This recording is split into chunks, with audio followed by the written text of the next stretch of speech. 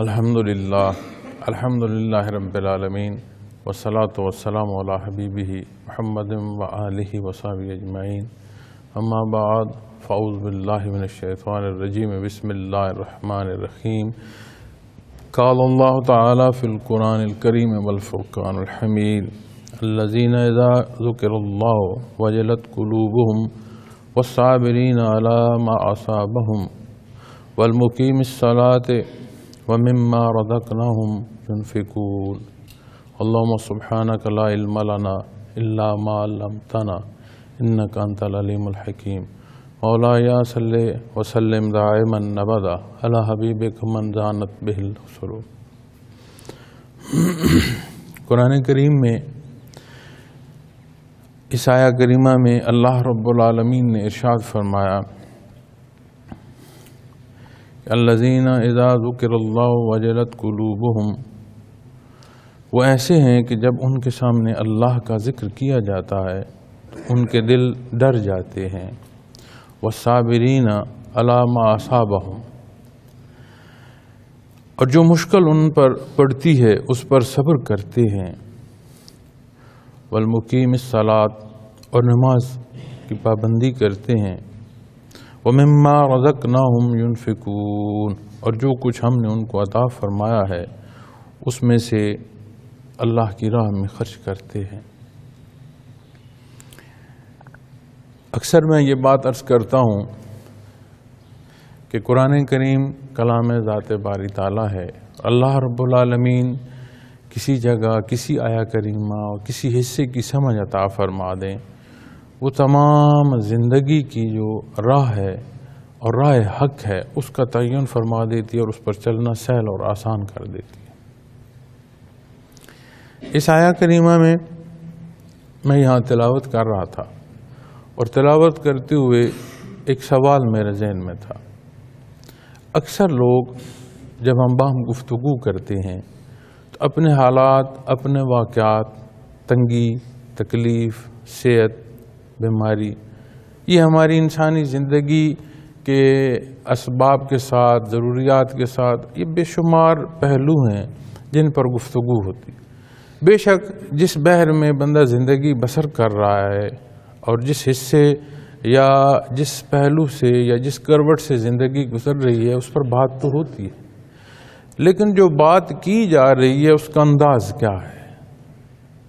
چونکہ یہی دنیا، یہی زندگی اور یہی زندگی کے زیر و بم، ان سب میں کون کس طرح رہا اور ہر زندگی کے پہلو میں اس کا تعلق اللہ کیا رہا، یہی تو امتحان ہے۔ تو جب ہم ان موضوعات پر بات کر رہے ہوتے ہیں اور تنگی اور تکالیف کے پہلوؤں میں ایک ایسا انداز ہوتا ہے کہ جسے اگر مزید کھریدا جائے تو وہ شکایت کا پہلو بن جاتا ہے۔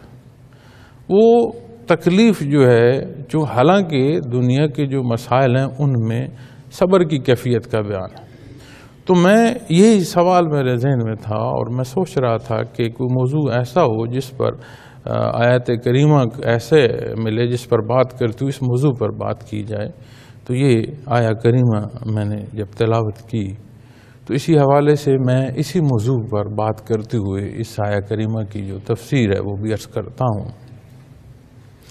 یہاں اس جگہ پر اللہ رب العالمین نے مقربین کے حوالے سے، ان کے حوالے سے جن سے اللہ راضی ہیں، یہ بیان فرمایا ہے کہ وہ ایسے لوگ ہیں جب ان کے سامنے اللہ کا ذکر کیا جاتا ہے تو ان کے دل ڈر جاتے ہیں۔ لفظ ڈر، چونکہ ہمارا اردو کا جو ہے پیٹ اتنا وسیع نہیں ہے کہ وہ عربی زبان کو کلی طور پر معنی میں ہمیں بات جو ہے وہ بیان کر سکے۔ عربی بہت وسیع زبان ہے اور کوئی بھی دنیا بھر کی کوئی زبان جو ہے وہ دوسری زبان کا ترجمہ بعین ہی کر ہی نہیں سکتی۔ کوئی بھی اعلیٰ سے اعلیٰ ترجمہ ہوگا تو اس کو قریب ترین کہیں گے، بعین ہی نہیں کہیں گے۔ اور پھر ہماری جو اردو اور عربی کا موازنہ ہے اس میں جب اس بات کو یا اس پہلو کو جب ترازو میں رکھا جائے گا تو عربی تو بہت وسیع ہے۔ تو یہاں پر بھی جب بات کر دی جاتی ہے نا کہ اللہ کا ذکر کیا جاتا ہے تو ان کے دل ڈر جاتے ہیں، تو یہ بھی وہ ڈر نہیں ہے جسے عمومی ہم سمجھتے ہیں، جو ڈر کے معنی میں لیا جاتا ہے جی کہ جان کا ڈر ہے، مار کا ڈر ہے، جھڑک کا ڈر ہے۔ یہ وہ تعلق ہے جو خالق اور مخلوق کے مابین ہے، یہ وہ تعلق اور وہ ڈر ہے کہ اس ڈر میں بندہ صدقے اور واری جائے کہ یہ ڈر نصیب ہو۔ کیوں کہ یہ تو بندگی کی کیفیت ہے، یہ تو اپنے خالق سے وہ تعلق ہے جو خالق اور مخلوق کا اعلیٰ پہلو ہے، یہ تو اس طرف کی راہ ہے، اور اس محبت سے تو وہ احساس نیا خانہ دل میں جا کر بیدار ہوتا ہے کہ میرا کوئی عمل ایسا نہ ہو، اور اس کیفیت کو تصوف کے جو الفاظ ہیں یا اس بحر میں اس کو وہ درجہ نصیب ہے کہ یہ فنا فی اللہ سے بڑھ کر بقا باللہ کی کیفیات سے آشنائی کا سبب بنتا ہے، اور سالک المجذوب کی کیفیت کا سبب بنتا ہے۔ دنیا میں تو جو حصے سمجھے جاتے ہیں کہ شاید کوئی مجذوب جو سالک ہے یہ اعلیٰ ہے، لیکن ایسا نہیں ہے۔ تصوف میں جو اس بحر میں ہیں، جو اس شعبے سے شناسائی رکھتے ہیں، جنہیں اللہ رب العالمین نے اس کے حصے عطا فرمائے ہیں، وہ اس بات کو بہت بیان فرما گئے ہیں، اور حضرت رحمۃ اللہ تعالیٰ علیہ بھی اس بات کو بڑی وضاحت سے بیان فرماتے تھے کہ سالک المجذوب اور ہے اور مجذوب سالک اور ہے، اور مجذوب سالک تو وہ ہے جسے اپنا ہوش نہیں، اور سالک المجذوب تو وہ ہے جس کی کوئی ذاتی پسند و ناپسند رہتی نہیں، ہر حصہ اسے وہ پسند ہے جو عند اللہ مقبول ہے، ہر وہ بات اسے ناپسند ہے جو اللہ رب العالمین نے ناپسند فرمائی ہے۔ تو جب اللہ رب العالمین کی ذات کا ذکر آتا ہے، حوالہ آتا ہے، تو وہ کیفیت نیا خانہ دل سے اس شدت سے اٹھتی ہے کہ اس کے اثرات وجود تک جو ہیں وہ برپا ہوتے ہیں، اور ظاہراً بھی نظر آتا ہے کہ ہاں اسے احساس ہے حدود و قیود کا، اسے اپنی بندگی کا اور اللہ رب العالمین کی شان ربوبیت کا ادراک ہے کہ یہ اس کی سوچ، اس کا وجود اور اس کا عمل اس چیز کی نشانی ہے، اور یہ واضح بغیر بولے وجود سے بھی یہ چیزیں سمجھ آ رہی ہوتی ہیں۔ اور اس کا انحصار جو ہے اس پہلو پر ہے کہ جب بندہ انبیاء اور رسول کی حکم کے تابع آتا ہے، اس حق کو مانتا ہے جس کی تبلیغ، جس کی تعلیم اور جس کی ترویج پر مامور ہوتے ہیں انبیاء اور رسول۔ ہم پر تو اللہ نے احسان فرمایا، نبی کریم صلی اللہ علیہ وسلم کی بعثت بہت بڑا احسان ہے، بلکہ بندے مومن کو اس عطا پر تو اللہ رب العالمین نے بھی یہ بیان فرما دیا نا کہ یہ جو عطا میری تم پر اپنے حبیب کا مبعوث ہونا ہے، یہ تمہارے اوپر تمام انعامات سے بڑھ کر انعام ہے۔ اب وہاں سے وہ آشنائی نصیب ہونی ہے جو ان حدود و قیود کو مقرر کر رہی ہے، جو صحیح اور غلط کا تعین کر رہی ہے، اور ان کیفیات کی طرف جن کا تذکرہ اس آیہ کریمہ میں کیا جا رہا ہے کہ قلب کی وہ کیفیت نصیب ہو جائے کہ تذکرہ جب آئے، بات جب آئے، جب حدود کی بات آئے، جب حکم کی بات آئے، جب تعمیل کا کوئی پہلو آئے، تو ہر حصے میں بندے کا جو ہے دل یا قلب اس میں لرزہ پیدا ہو جائے کہ کہیں کوئی نادانستہ بھی ایسا عمل نہ سرزد ہو جائے مجھ سے جس سے میرا اللہ مجھ سے ناراض ہو جائے۔ اور اس کی شان کریمی ہے، ایک یہاں اس بات کو ضرور خیال رکھا کریں، چونکہ یہ باتیں بھی روزمرہ کی زندگی میں سننے میں آتی ہیں کہ میں کس لیے عبادت کروں، میں تو اتنا گناہگار ہوں کہ عند اللہ پہلے ہی میں بڑا گناہگار ہوں، تو شرم آتی ہے کس منہ سے مسجد جاؤں۔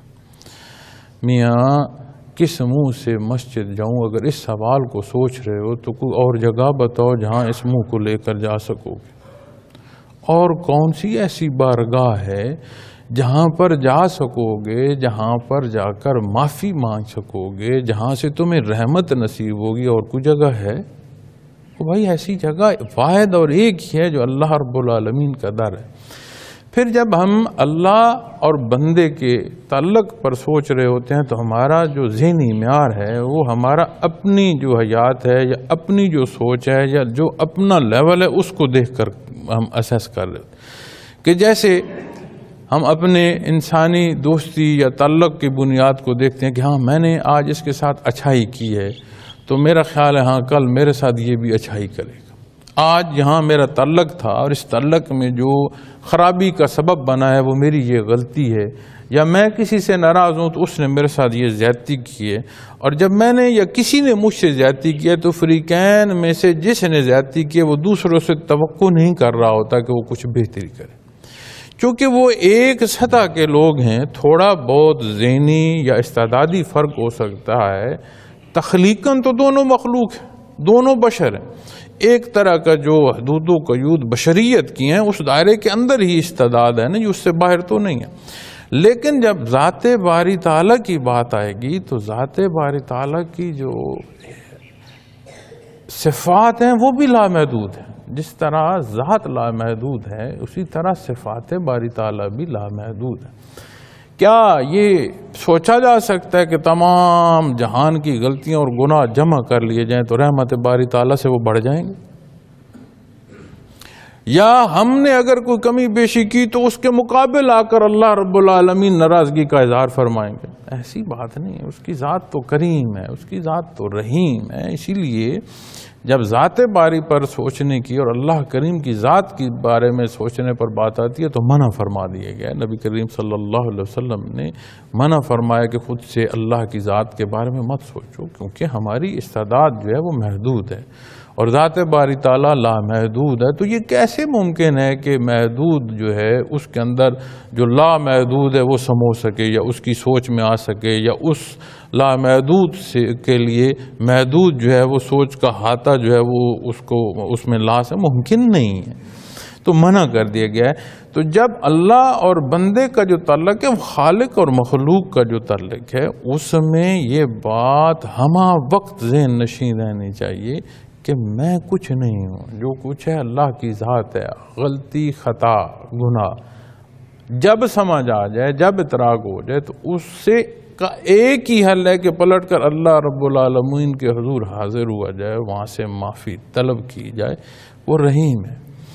آپ اپنی زندگی سے مثال لیں کہ کوئی کسی سفر پہ ہو، کسی باہر حصے زندگی میں بازار میں ہو، تو کوئی فقیر اس سے جب مانگتا ہے تو بندہ ارد گرد دیکھتا ہے اور اپنی حیثیت کو دیکھ کر دے رہا ہوتا ہے کہ میں اتنی بڑی گاڑی پر سوار ہوں اور یہ جو فقیر مجھ سے مانگ رہا ہے تو میں سے کم از کم دوں تو اتنا جتنی میری حیثیت۔ یہ تو ایک عام سی مثال ہے اور یہ مثال یہاں جچتی ہی نہیں ہے، اس کے مطابق نہیں ہے، لیکن صرف بات سمجھانے کے لیے کہ ہم تو جیسے بھی ہیں، بات یہ نہیں ہے۔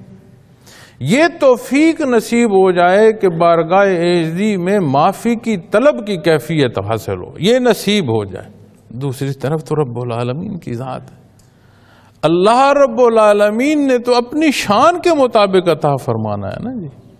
تو ہماری سوچیں وہاں ختم ہو جاتی ہیں، ہماری پہنچ اس حد تک نہیں ہے جتنی شان کریمی ہے۔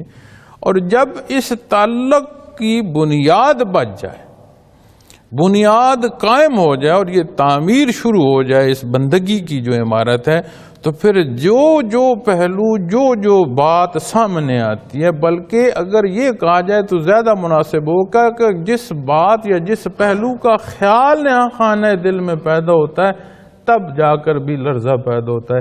کوئی ایسی بات نہ کہہ دوں، کوئی ایسا عمل نہ کر دوں جو اللہ رب العالمین کو ناپسند ہو۔ اور اس میں کوئی ابہام نہیں ہے، جتنی سوچیں، جتنے اعمال اور جتنے معاملات ہیں اس میں ابہام کوئی نہیں۔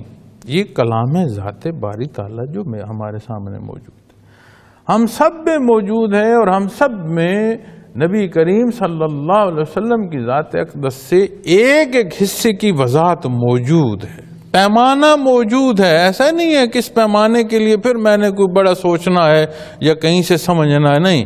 جو کچھ سوچنا ہے، جو کچھ سمجھنا ہے، اس کی حدود و قیود جو ہیں وہ مقرر فرما دی گئی ہیں اور یہ ہمارے سامنے موجود ہے۔ اب بات اس انحصار کی ہے جو تعلق ہے۔ کئی دفعہ بحث ہوتی ہے کہ ہم نے بڑا ذکر کی دعوت دی ہے، ہم نے نماز کی بڑی دعوت دی ہے کہ آپ جی نماز پڑھیں، تو اس دعوت پر جس کو دعوت دی جا رہی ہے وہ عمل نہیں کرتا۔ تکوینی امور ہیں، ہمارے ذمہ ہے کہ خود دین حق کو اختیار کیا جائے اور یہ نہ سمجھا جائے کہ میں بڑا پارسا اور عبادت گزار ہوں اور دوسرے گناہگار ہیں تو میں ہی ان کو لے کر آ رہا ہوں، یہ بات نہیں ہے۔ اپنے تئیں حق پہنچانے کی کوشش ہر بندے مومن کے ذمے، ہر بندے کے ذمے ہے حق کو جاننا، سمجھنا، سیکھنا اور اختیار کرنا، اور جب دائرہ ایمان میں داخل ہو جائے تو اس اختیار کے بعد پھر مخلوق تک پہنچانا ہر بندے مومن کے ذمے ہے کہ اسے پہنچایا جائے۔ ان اپنے حدود شرع کے اندر رہتے ہوئے جب ہم کسی تک حق پہنچاتے ہیں اور وہ نہیں اختیار کر رہا ہوتا تو اس میں ہماری کمی بیشی بھی ہو سکتی ہے، لیکن ایک اور بڑا پہلو ہے اور وہ بڑا نازک کہ اس فرد کا، اس بندے کا اپنے اللہ سے کیا تعلق ہے۔ ہم تو کہتے ہیں یہ نماز نہیں پڑھتا، ہم کہتے ہیں جی ہم نے بڑی دعوت دی، یہ اللہ کا ذکر نہیں کرتا، یہ تو ہم کہہ رہے ہیں یا ہمارے روبرو حصے ہیں۔ کبھی یہ سوچا کہ عند اللہ یہ منظور ہے کہ اس کے حضور یہ سرب سجود ہو بھی صحیح یا نہیں ہو؟ چونکہ ضرورت بندے کی ہے، ضرورت اللہ کی نہیں ہے۔ یہ جو اللہ سے تعلق ہے بندگی کا، اسے اللہ کی شان میں کوئی اضافہ یا کمی کا سبب نہیں ہے۔ تو ہر لمحہ، ہر لہجہ یہ مخلوق رحمت باری تعالیٰ کی اس طرح محتاج ہے کہ ایک لمحے کا انقطاع، اس کا وجود، اس کی ایگزسٹنس برداشت نہیں کر سکتی، چاہے جائے کہ اسے اپنے ذات کو اس تعلق کے موازنے میں سوچنا شروع کر دے کہ ہاں میں بھی کچھ ہوں نہیں۔ تو جب ان پہلوؤں کو غور کریں گے تو سمجھ آئے گی کہ اتنی نزاکت سے جب تعلق کی طرف بندے کی قدم اٹھے گا، اللہ کی مہربانی فرمائیں، اللہ ہمیں توفیق عطا فرمائیں کہ اس کے حضور ہم اپنی کمی بیشیوں کی معافی مانگ کر ان حصوں کو اختیار فرمائیں جس کی تعلیم نبی کریم صلی اللہ علیہ وسلم نے دیا، تو یہ رشتہ نصیب ہو، یہ نزاکت نصیب ہوگی کہ ہر عمل سے پہلے بندہ سوچے گا کہ کوئی ایسا پہلو نہ اختیار کر لوں جس سے میری بندگی میں کوئی فرق آ جائے، میری پسند ایسی ہو جسے اللہ نے پسند فرمایا، میں ان چیزوں کو ناپسند کر دوں جسے اللہ نے ناپسند فرمایا۔ اب یہاں ایک بشری تقاضا بھی ہے، خواہش کا پیدا ہونا ہمارے اختیار میں نہیں ہے، سوچ کا آنا ہمارے اختیار میں نہیں ہے۔ حالات اور واقعات جو ہیں ایک حد تک سبب بن سکتے ہیں، جیسے آپ اگر اچھی جگہ پر ہیں تو وہاں پر روز جو معاملات پیش آ رہے ہیں، روز جو گفتگو ہو رہی ہے، روز جو ملاقات یا بات چیت ہو رہی ہے ایک اچھے پیرائے میں اور تعمیری پیرائے میں ہو رہی ہے، تو لامحالہ آپ کی سوچیں، آپ کی جو ڈائریکشن ہے وہ بھی اسی طرح کی ہوگی، تو آپ بہتر حصے جو ہیں وہ ہمیشہ آپ کی سوچ کی طرف آ رہے ہوں گے۔ لیکن ضروری نہیں ہے مسجد میں بیٹھے ہوئے یہ بھی ممکن ہے کہ کوئی کمزور سوچ جو ہے وہ پیدا ہو سکے، یہ ایک فطری کمزوری بھی آپ اسے کہہ سکتے ہیں۔ عظمت کیا ہے؟ عظمت یہ ہے کہ وہ خیال جو کمزور یا غلط ہے وہ بھی اگر آ گیا تو اسے رد کر دیا جائے۔ کس لیے رد کر دیا جائے؟ کہ ہمیں معلوم ہے کہ اللہ رب العالمین نے جو حصے پسند فرمائے وہ کیا ہے۔ یہ تو میری سوچ ہے، یہ تو میری خواہش ہے۔ جب خواہشات ذاتی کو قربان کر دیا جائے نا احکامات ذاتی باری تعالیٰ پر، اور اس کے تحت اپنے آپ کو لے آیا جائے تو یہی بندگی ہے نا۔ تو کیا یہ بندگی ہے کہ میں جو کہوں وہ پورا ہو، جو میں دعا مانگوں اس کی تکمیل ہو؟ احباب تشریف لاتے ہیں، تعویذ کے لیے بھی آتے ہیں، دعا کے لیے بھی آتے ہیں، تو میں کوشش کرتا ہوں کہ ہر دوست کو یہ ضرور عرض کروں کہ میاں اگر تعویذ کی بات کرتے ہو، اگر دعا کی بات کرتے ہو اور اس پہلو پر کسی حصے کی بھی بات کرتے ہو تو یہ اسباب ہیں عطا اللہ رب العالمین نے فرمانا، یہ درخواست ہیں، یہ سبب بھی جو ہے یہ درخواست ہے، یہ اللہ رب العالمین کے حضور ایک گزارش ہے۔ اللہ رب العالمین کی عطا اس کی مرضی سے ہے۔ دعا کرنے والا اگر یہ کہے کہ میں نے جو دعا کی ہے یا جو تعویذ میں نے لکھ کر دیا ہے تو یہ ایسا ہی، تو یہ تو پھر استدعا تو نہ ہوئی، یہ تو پھر حکم ہوگا۔ تو جب ہم اپنے معاملات میں یہ سمجھنا شروع کر دیتے ہیں کہ ایسا ہو جیسا میں چاہ رہا ہوں، تو ایک بچہ اس کے ہاتھ سے ماں ایک تیز دھار آلہ لے لیتی ہے، یہ چمکتا اور دہکتا کوئلہ جو ہے بچہ اس کی طرف لپکتا ہے اور ماں اسے روک رہی ہوتی ہے، اور ماں کے روکنے پر وہ چیخ اور چلا رہا ہوتا ہے کہ مجھے اس کی جو آگ کا لو ہے اس میں ہاتھ ڈالنے دو۔ اسے نہیں معلوم، اس کی ماں کو معلوم ہے کہ اس کا ہاتھ گیا اس میں تو اس کا ہاتھ جلے گا، اس کے لیے تکلیف کا سبب بنے گا، اور یہ بھی ممکن ہے کہ اسے معذوری کا سبب بن جائے، اور خدا نخواستہ بہت زیادہ اس میں چلا گیا تو اس کی زندگی کا مسئلہ بن جائے۔ وہ بچہ نہیں جانتا، وہ رو رہا ہے، بلبلا رہا ہے، چیخ رہا ہے، ماں سے شکایت کی نظروں سے دیکھ رہا ہے کہ تو نے مجھے کیوں نہیں اسے چھونے دیا، اور ماں اسے بہلا رہی ہے، کوئی اور چیز اسے دے۔ یہ تو روزمرہ کی ہمارے سامنے مثالیں ہیں، تو اس کی تو شان کریمی ہے۔ کیا ہمارا اور اللہ رب العالمین کا مقابلہ ہے کہ ہم نے یہ سوچا تو اللہ رب العالمین نے فرمایا نہیں اب اس کو یہ نہیں دینا، اب اس کو یہ دینا۔ اس کی شان اپنی ہے، ہم نہیں عطا کر سکتے، ہماری محدود حصے ہیں سوچوں کے کہ ہم یہ بات سمجھ سکیں۔ ایک ماں اپنے بچے کے لیے جو پسند کر رہی ہے، 70 ماؤں سے زیادہ وہ پیار فرماتا ہے اپنی مخلوق سے۔ تو غلطی یا کمزوری کوئی ہو سکتی ہے یا ناسمجھی ہو سکتی ہے، تو کوئی کمزور پہلو جو ہے وہ ہماری طرف ہے، وہاں سے تو عطا ہے، شان کریمی ہے۔ اور اگر جزا اور سزا کی بھی بات آئے تو جزا اور سزا بھی تو حدود مقرر کر دی گئی ہیں۔ جیسے دنیا میں اسی آگ سے مثال دے دیتا ہوں کہ اصول ہے اس کا آگ کا جلانا، اس کے اندر تخلیقی طور پر جلانا ہے، اور اس جلانے کے لیے یہ ہمیں معلوم ہے، ہمیں ادراک ہے کہ اگر ہاتھ ڈالا جائے گا تو جلے گا۔ تو اللہ نے بتا دیا، اللہ رب العالمین نے اس کے اندر یہ صفت پیدا کر دی کہ اس نے جلانا ہے۔ ہمیں یہ شعور دے دیا کہ اس طرح جلنے سے تمہارے وجود کو یہ نقصان ہوگا، پھر بھی جا کر کو اگر اس میں ہاتھ ڈالتا ہے اور جلتا ہے تو پھر شکایت کائے کی؟ تو اعمال بد کی طرف کوئی جاتا ہے تو اللہ رب العالمین نے تو پہلے بتا دیا ہے کہ تم جس راہ کو اختیار کرو گے، نتائج کا انحصار تمہارے اس اختیار کیے گئے راہ پر ہوگا، اور اگر اس راہ کے اختیار کرنے پر نتائج نہیں مرتب ہونے اور ہم جس بحر کو چاہیں اسی میں زندگی بسر کرنی ہے، تو پھر اس دنیا میں امتحان کیا ہے؟ تو امتحان ہی یہی ہے کہ استعداد بھی موجود ہے اور حق بھی موجود ہے، اور زندگی کی شب و روز جو ہیں وہ بھی رواں دواں ہیں، لمحات زندگی کی جو ہیں وہ بھی یہاں گزر رہے ہیں، اور شعور کی وہ کیفیت بھی موجود ہے جو اس حق کے ہوتے ہوئے اپنے لیے راہ کے متعین کرنے میں مددگار ثابت ہو۔ تو یہ سارا کچھ ہے تو امتحان ہے۔ تو جب اس سارے کچھ ہونے کے ساتھ بندہ اس کیفیت پر پہنچ جاتا ہے کہ بندے کی مرضی جو ہے وہ پسند ہوتی ہے جو اللہ کی پسند ہے، تو پھر اسے یہ انعام نصیب ہوتا ہے کہ ہر بات کے اختیار کرنے پر کوئی سوچ آ جائے ایسی جو تجاوز کی، وہ رد کر دیتا ہے، کمزوری کی اسے بھی رد کر دیتا ہے، کوئی خواہش پیدا ہو جائے اسے وہ نہیں پسند کہ اختیار کرے، اسے کیا پسند ہے؟ جو اللہ کو پسند ہے۔ اسے نہا خانہ قلوبہم، ان کے دل ڈر جاتے ہیں، یعنی بات ظاہر پر تو بات آئی، نہا خانہ دل میں پہلے پیدا ہوگی جسے اور کوئی نہیں جانتا۔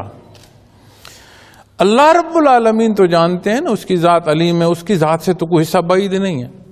تو جب حق اور ناحق پر کوئی بات آئے گی اور کسی طرف فیصلہ اختیار کرنا ہوگا تو فرمایا وجلت قلوبہم، اور ان کے دل ڈر جاتے ہیں، یعنی وہ حصے جنہیں باہر کے لوگ یا ہم اثر یا برابر کے لوگ یا باقی انسان تو بعد میں سمجھیں گے، نہاں خانہ دل میں بھی وہ خلوص اسے وہ بات بتا دیتا ہے کہ یہ حصے وہ ہیں جو اللہ کو ناپسند ہیں، اس طرف نہیں جا۔ یہ کتنا پیارا تعلق، اور اس کا انحصار کیا ہے؟ اس کا انحصار وہ تعلق ہے جو بندے کو بندگی کے پہلوؤں میں نصیب ہوا، اور بندگی کیا ہے؟ میں کچھ نہیں ہوں، جو کچھ ہے اللہ کی ذات ہے، میری نہ کوئی مرضی ہے نہ میری کوئی رضا ہے، یہ شان کریمی ہے اس کی کہ اس نے مجھے اپنی عبادت کو پیدا فرما دیا، وہ عبادت کے لائق ہے، مجھے اس نے عبادت کے لیے پسند فرمائی، یہ اس کا احسان ہے۔ کس راہ کو اختیار کرنا ہے، کس پہلو کو اختیار کرنا ہے، کس درجے کے کس حصے میں جانا ہے، تعلیم نبی کریم صلی اللہ علیہ وسلم۔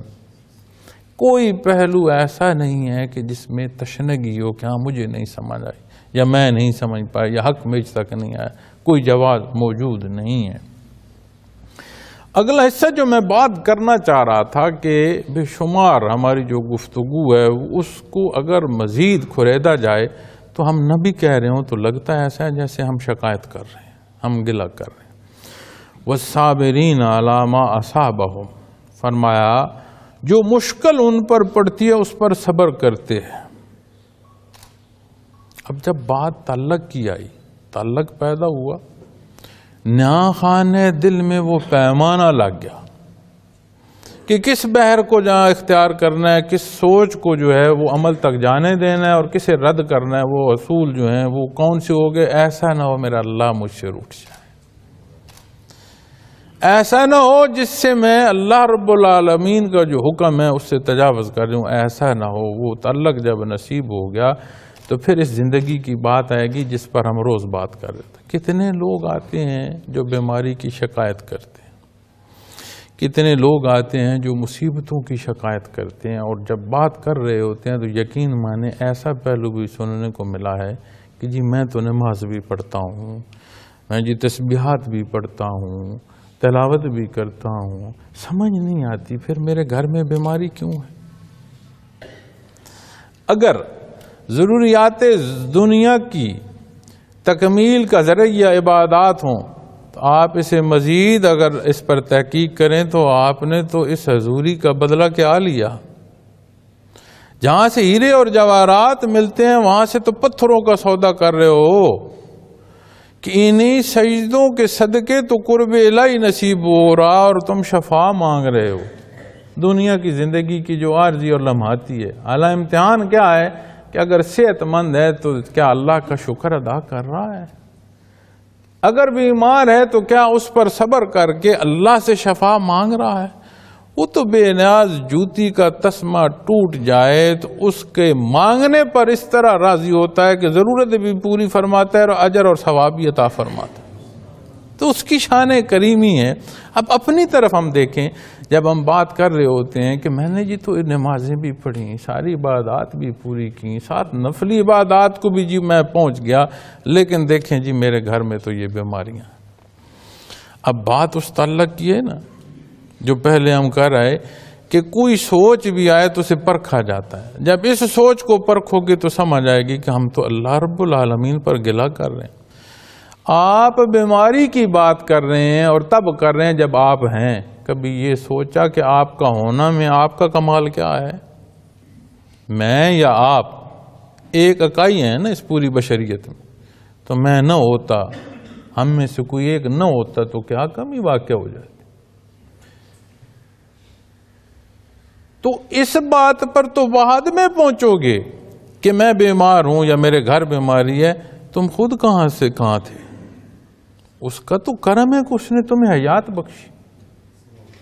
پھر جن پہلوؤں پر تم شکایت کر رہے ہو کبھی غور کیا وہ سبب دیکھے جو دنیا کی زندگی کے سبب ہیں، انہیں بھی اختیار کر رہے ہو یا نہیں کر رہے ہو؟ اور اکثر یقین مانے صحت اور اس کا حوالے سے روزی کے حوالے سے جو لوگ شکایات کر رہے ہوتے ہیں، میں نے اکثر دیکھا ہے کہ جو روزی کے حوالے سے شکایات کر رہے ہوتے ہیں وہ دنیا کے اسباب بھی کمزور کر رہے ہوتے ہیں، وہ دنیا کا اعلیٰ اسباب اختیار نہیں کر رہے ہوتے۔ اس میں نالائکی ان کی اگر دو سوال کریں تو ان کی نالائکیاں سامنے آنا شروع ہو جاتی ہیں۔ اور بیماری پر جو تبصرے کر رہے ہوتے ہیں ان سے کھانے پینے کا ہی پوچھ لینا کہ آپ کی جو روزمرہ کا کھانا پینا ہے اس میں آپ کا معمول کیا ہے، تو سمجھ آ جاتی ہے کہ آدھی بیماری تو اس نے خود پال کر رکھی ہوئی ہے۔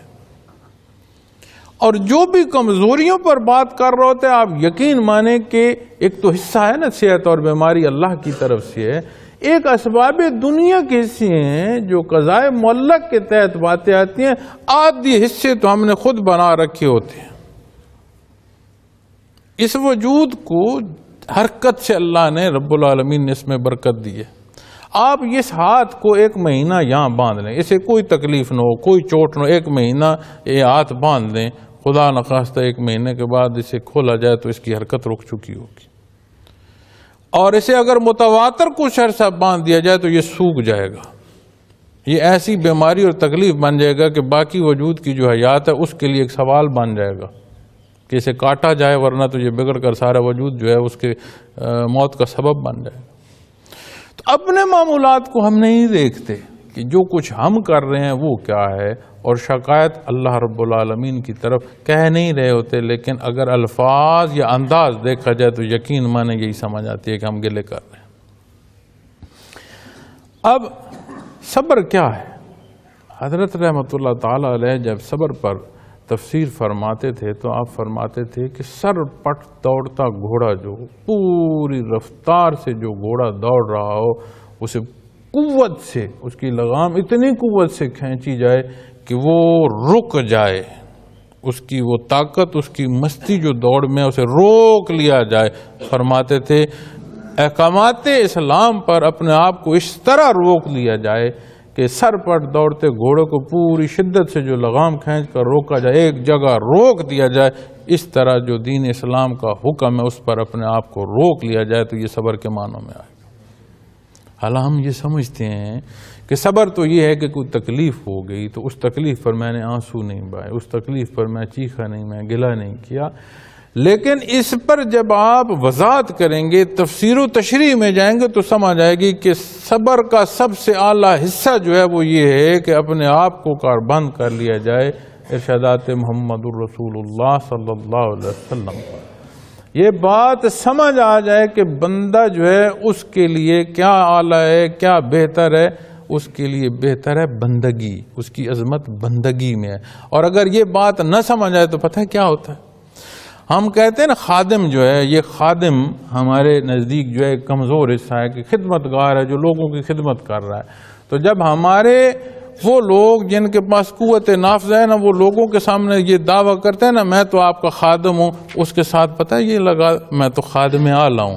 بھائی خادم ہو کہ بھی جو اعلیٰ کا نام ہے وہ ساتھ سے نہیں ہٹنا چاہیے، اس میں ذات ضرور آنا چاہیے کہ میں، وہ جو انا اور نفس ہے وہ ساتھ، خادم بھی ہوں لیکن خادم اعلیٰ ہوں، وہ اعلیٰ والا لفظ جو ہے خادم کہہ کر بھی ساتھ سے نہیں چھوٹتا۔ تو بندگی کیا ہے کہ میں کچھ نہیں ہوں، جو کچھ ہے وہ اللہ رب العالمین کی ذات ہے۔ اسے مان لیا جائے، اسے سمجھ لیا جائے، اس بات کو عمل میں اختیار کر لیا جائے تو زندگی آسان ہو جاتی ہے۔ ایک دفعہ میں کسی جگہ بیٹھا تھا تو کوئی بزرگ خواتین تھیں، تو انہوں نے کہا کہ جی ہمیں ملنا ہے صاحبزادہ صاحب کو اور ہمیں ان سے دعا کرانی ہے، تعویذ لینے ہیں بیماری کے۔ تو میں رک گیا تھوڑی دیر کے لیے، تو جب میں ان سے ملا تو بزرگ خواتین تھیں، تو وہ میری بات کم سنتی تھیں اور اپنی باتیں جو ہیں وہ 2-3 بیویاں تھیں وہ اپنی بات زیادہ کرتی تھیں۔ خیر سنتا رہا، بیٹا ہمیں تعویذ دے دو، ہمارے لیے یہ دعا کر دو، ہمیں یہ کہہ دو۔ ٹھیک ہے جی، میں ان کے لیے جو تعویذ لکھنا تھا، جو دعا اللہ رب العالمین کے حضور عرض کرنی تھی، دعا بھی کی، تعویذ بھی لکھ کے دیا۔ اب میں جلدی تھی، میں کہوں مجھے اجازت دیں اماں جی میں نے جانا ہے، وہ کہ نہیں ٹھہر جائیں بیٹا، اب یہ بات رہتی ہے، اب کوشش یہ ہے کہ ہماری یہ تکلیف دور ہو جائے، ہماری وہ دور ہو جائے۔ جب میں مجھ سے اور کچھ بن نہ پڑا تو مجھے چونکہ ہے اس کا بیک کا ایشو ہے، تو پھر میں نے اپنی سٹک اٹھائی، سٹک اٹھا کر میں نے اپنے سامنے اس طرح ہاتھ میں پکڑ کر کہی، میں نے کہا اماں جی اگر شفا میرے ہاتھ میں اس طرح ہوتی کہ میرے کہنے سے شفا ہو جانی ہے تو اماں جی میں یہ اپنی کھونٹی تو گھر رکھ کے آیا ہوتا۔ تو میں اللہ رب العالمین کے حضور تو عرض کر سکتا ہوں اللہ آپ کو بھی شفا دے، مجھے بھی شفا دے، لیکن اگر میرا اختیار ایسے ہوتا تو پہلے جو سپورٹ میں اپنے لیے پھر رہا ہوں اماں جی میں اسے چھوڑ آیا ہوتا، تو اب مجھے اجازت دے میرے اور بہت سارے معمولات۔ تو جب ہم ان چیزوں کو نہیں سمجھتے تو پھر ہماری سوچوں کے جو پہلو ہیں وہ بڑے کمزور ہوتے چلے جاتے ہیں، اور یہ تعلق قائم ہو جائے، اس تعلق پر نہاں خانے دل میں وہ حصے آ جائیں تو سمجھ آتی ہے اگر بیماری ہے تو مجھے اس پر صبر کرنا ہے، جو دنیا کے اسباب ہیں ان اسباب کو اختیار کرنا ہے، پھر توکل علی اللہ کرنا ہے، ہوگا وہ جو اللہ رب العالمین کو منظور ہوگا۔ اور میرے لیے جس جگہ جس حالت میں اس نے پیدا فرمایا عین وہی جگہ ہے جہاں میں ہوں۔ کئی دفعہ یہ بھی بات ہوتی ہے کہ ہم اس زمانے میں پیدا ہوئے ہوتے جو نبی کریم صلی اللہ علیہ وسلم کا زمانہ مبارک ہے، بے شک اس زمانے کی عظمتیں، اس زمانے کی شان، اس زمانے کی کوئی مثال نہیں دی جا سکتی، تمام زمانوں سے افضل ترین ہے، لیکن مجھے کس نے پیدا فرمایا آج، یا کس نے پیدا فرمانا تھا تب؟ اللہ رب العالمین نے۔ تو جو وقت جو جگہ میرے لیے مناسب تھی وہاں جب میں پیدا ہوا تو کیا یہ ہے کہ اللہ کے نظام قدرت میں کوئی خلل ہے کہ نہیں مجھے وہاں پیدا ہونا تھا اور میں یہاں پیدا ہو گیا؟ نہیں، جس کو جہاں جس وقت جس حیثیت میں اور جتنے وقت کے لیے پیدا فرما عین اس کی وہی جگہ بنتی ہے، تو اس نے اسے وہاں پیدا فرما. اس جگہ، اس حیثیت، اس صحت، اس بیماری، تمام زندگیوں کے پہلوؤں کے ساتھ دیکھتے ہوئے کس بات کا موازنہ کرو کہ میں اظہار تشکر کی کیفیت میں ہوں یا نہیں. اظہار تشکر کیا ہوگا؟ وہ پہلو اختیار کرنے جس کی تعلیم جو ہے وہ قرآن کریم دے رہا ہے، جس کی تربیت نبی کریم صلی اللہ علیہ وسلم نے فرما دی، ایک بات کی وضاحت فرما دی اور ہمارے پاس موجود ہے. اور ایک عجیب ہماری حالت ہے، یہ سارا کچھ بھی ہمارے پاس موجود ہے، لیکن ہم رسم و رواجات میں بھی اس طرح جکڑے ہوتے ہیں کہ معلوم ہے کہ شادی اور غمی میں کیا کرنا ہے، ہم کیا کہتے ہیں یہ رسم و رواج ہے. لوگ کیا کہیں گے اگر میں نے شادی پر اور غمی پر ان معاملات کو نہ کیا تو لوگ کیا کہیں گے، لوگوں کو کیا کہوں گا، میری تو ناک کٹ جائے گی. بھائی یہ کیوں لوگوں کے لیے کر رہے ہو؟ یہ یہاں معاشرے میں ایسا کس نے کیا؟ ہمارے بڑے کر رہے ہیں. پورا قرآن کریم بھرا ہوا ہے کفار کے اس جواز سے کہ یہ جو غلطی اور کفر کر رہے ہو کیوں کر رہے ہو؟ وہ کہتے ہیں ہمارے اجداد کی بات.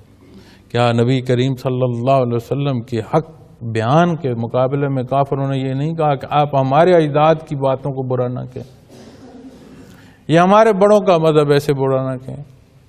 تو بات بڑوں کی نہیں ہے، بات اللہ رب العالمین کی ہے کہ وہ کیا فرما رہا ہے. تو جب ہم اپنی زندگی کے روزمرہ معاملات میں اس حق کے ہوتے ہوئے اور حق اور سچ کے معلوم ہونے کے باوجود حلال اور حرام کی جو تمیز ہے نہیں کر رہے، غلط اور صحیح کی پہچان نہیں کر رہے، لوگوں کے لیے تنبیہ ہے، اپنے لیے ہم چاہتے ہیں کہ جو مرضی اور خواہشوں سے اختیار کر لیا جائے، تو بابا کرتے رہو.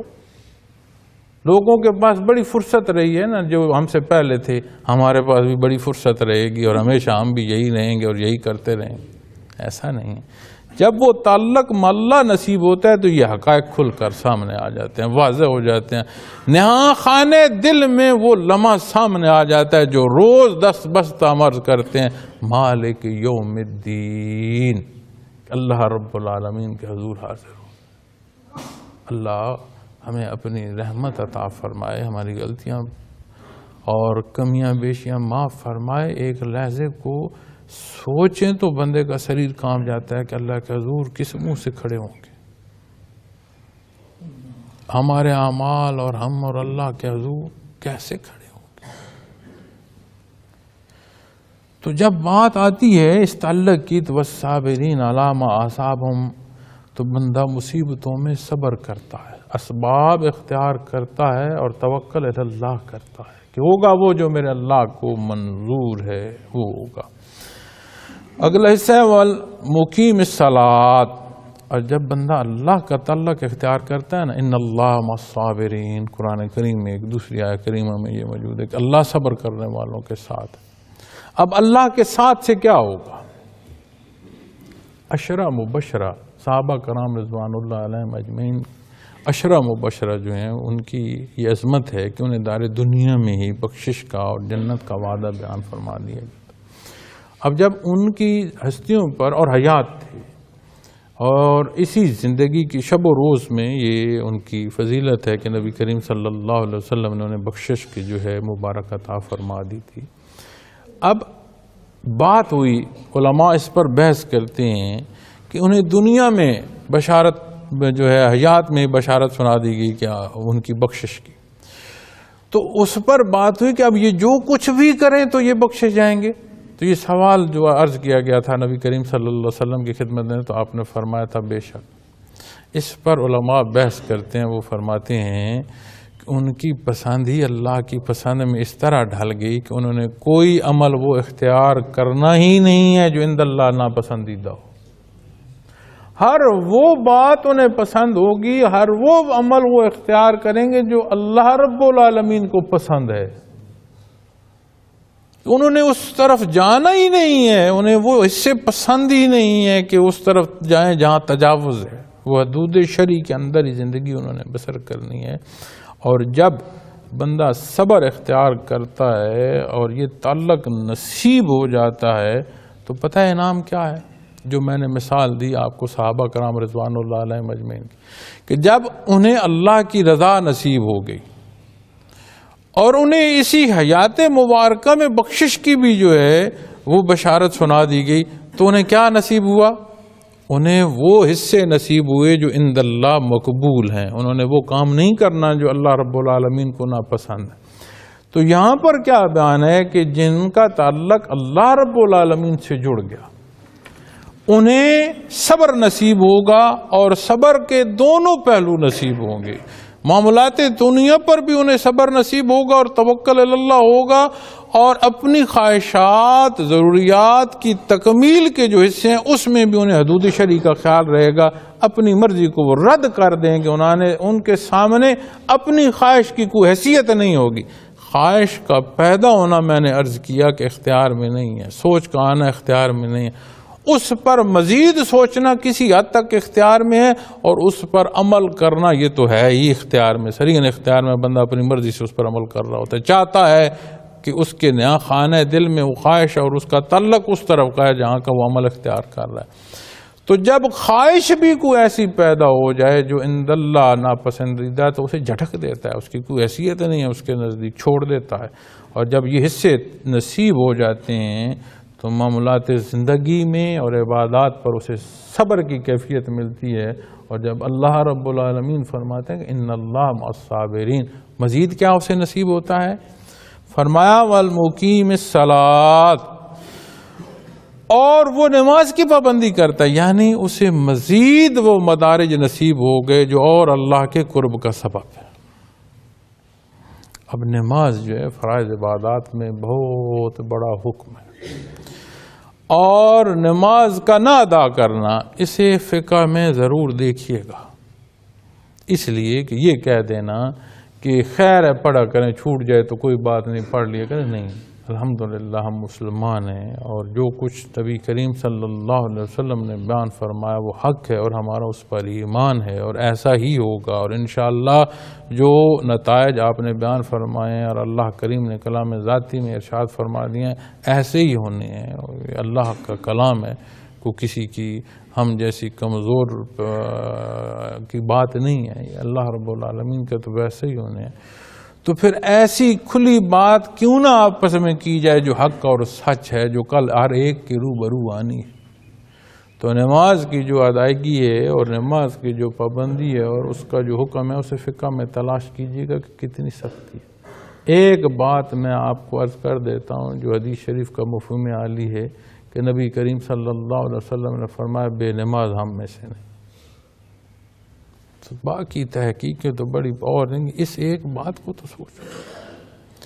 اس روز جس دن شفاعت محمد رسول اللہ صلی اللہ علیہ وسلم کے بنا چارہ نہیں،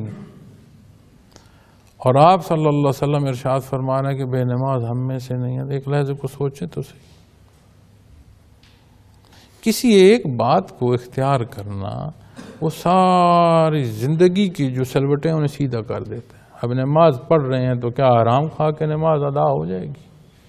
کیا کسی کی جان نماز چھین لائیں گے تو نماز ہو جائے گی؟ کیا کسی کی چھینی ہوئی زمین پر سجدے دیتے رہیں گے تو وہ سبحان ربی الاعلیٰ مکمل ہو جائے گا، اس پر عمل جو اس پر جو اجر مرتب ہو جائے گا؟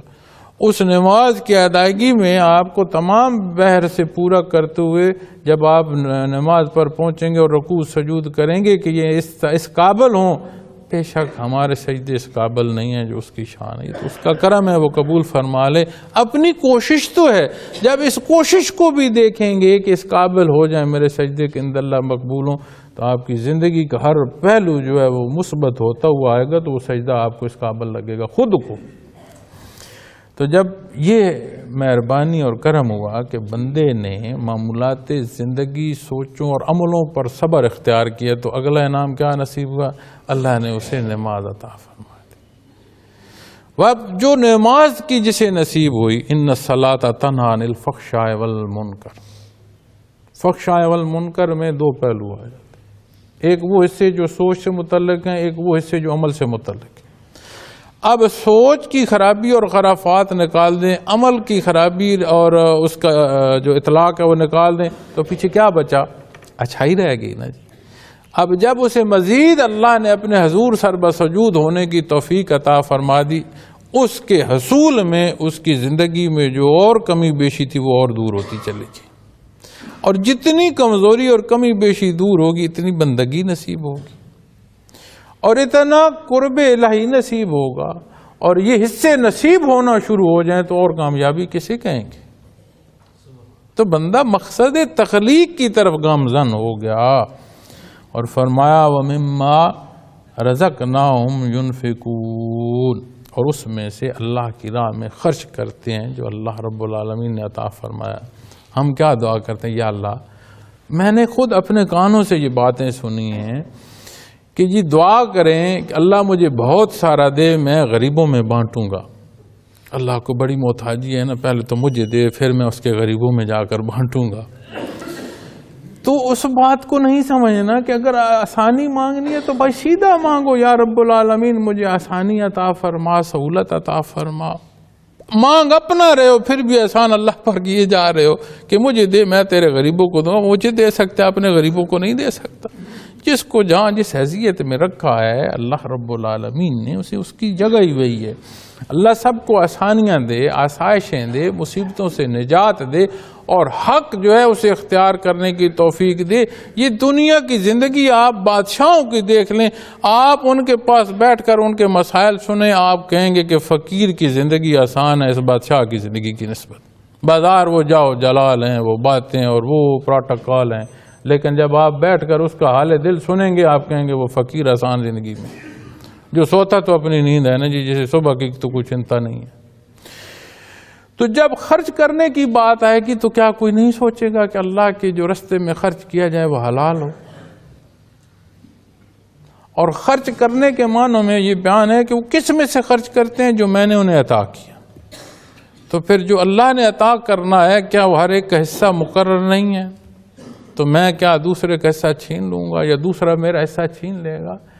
اگر ہم صحیح اصول اختیار کریں گے تو ملے گا پھر بھی وہی جو ہمارے نصیب ہے، اس میں برکت بھی ہوگی، اس پر اجر اور ثواب بھی ہوگا، چونکہ حلال کمانا وہ بھی عبادت کے زمرے میں آ جائے گا۔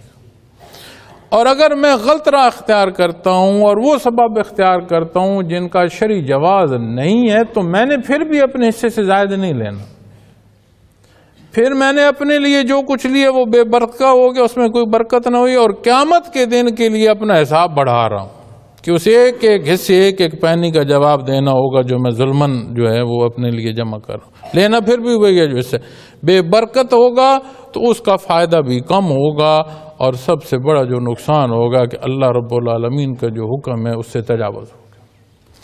اور ایک پہلو جب اللہ کی عطا اور اس کی تقسیم پر آتی ہے تو اس پر علماء دینی پہلو پر بھی بیان کرتے ہیں کہ جس کے پاس دین کا علم اللہ نے نصیب فرمایا اس کے بھی ذمہ ہے کہ وہ تقسیم کرے، کیونکہ یہ بھی اللہ کی عطا ہے۔